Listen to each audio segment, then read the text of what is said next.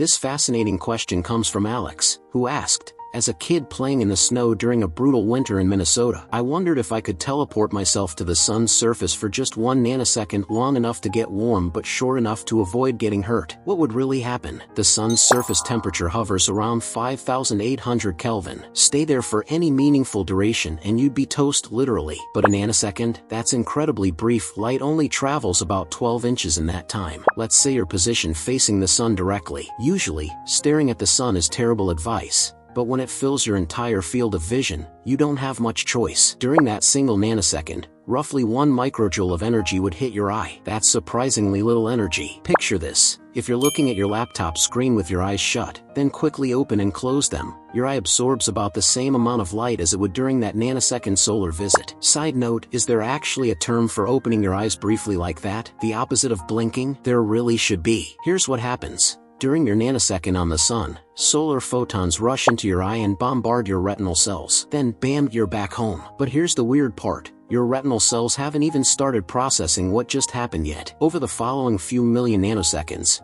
we call those milliseconds in normal conversation, those light-soaked retinal cells finally spring into action and start firing signals to your brain. You experienced 1 nanosecond on the sun, but it takes 30 million nanoseconds for your brain to register it. From your perspective, you'd see a brief flash. Ironically, this flash would seem to last much longer than your actual time on the sun, gradually fading as your retinal cells settle back down. As for your skin, the energy absorption would be minimal, roughly 10 joules per square centimeter of exposed skin. To put that in perspective, the IEEE P1584 safety standard tells us that holding your finger in a butane lighter's blue flame for 1 full second delivers about 5 joules per square centimeter, which is around the threshold for second-degree burns. Your sun experience would deliver 5 orders of magnitude less heat than that. So aside from that brief flash in your vision, you probably wouldn't even notice anything happened. But here's where things get scary. What if your coordinates were off? The sun's surface is relatively cool territory. Sure, it's hotter than Death Valley in summer, but compared to the sun's core, it's practically Arctic. The surface runs a few thousand degrees, while the interior reaches several million degrees. What if you accidentally spent your nanosecond inside the sun? The Stefan-Boltzmann equation helps us calculate the heat absorption,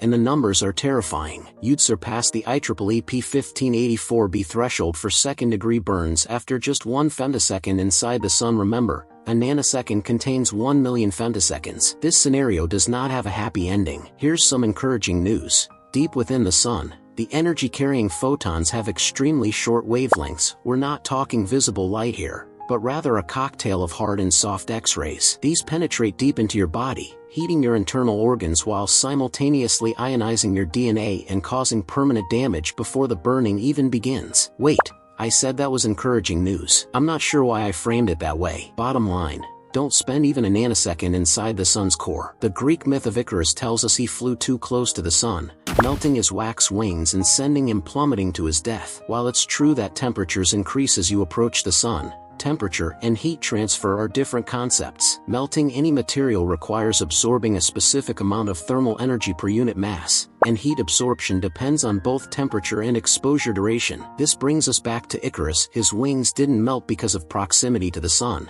but because he lingered there too long. Take quick visits, make brief hops, and theoretically you could travel anywhere in the universe.